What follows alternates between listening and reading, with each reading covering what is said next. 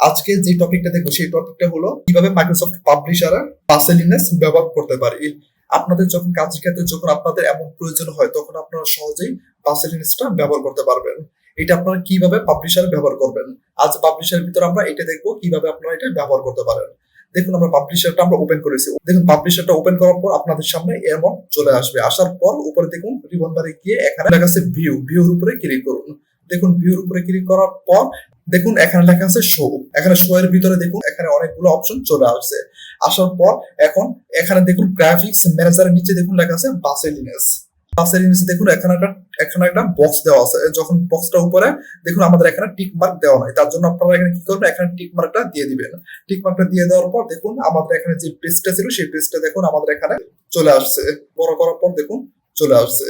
আপনারা এইভাবে কাজের ক্ষেত্রে যখন আপনাদের বাসেলিনেস প্রয়োজন হয় তখন আপনারা এইভাবে বাসেলিনেস এখানে ব্যবহার করতে পারেন। আপনাদের বাসেলিনেস দরকার নাই তখন আপনারা কি করবেন, তখন এখান থেকে যে টিক মার্কটা আছে সেই টিক মার্কটা উপরে ক্লিক করুন। দেখুন এখান থেকে চলে গেছে। যখন প্রয়োজন তখন আবার এখানে টিক মার্ক দিবেন। এইভাবে আপনারা এখানে বাসেলিনেস ব্যবহার করতে পারেন। ভিডিওটি যদি ভালো লাগে অবশ্যই আমাদের চ্যানেলটি সাবস্ক্রাইব করে পাশে থাকা বেল আইকনটি বাজিয়ে দিবেন পরবর্তী ভিডিওটি পাওয়ার জন্য। আবার দেখা হবে পরবর্তী ভিডিওতে। ভালো থাকবেন, সুস্থ থাকবেন, সবাইকে ধন্যবাদ।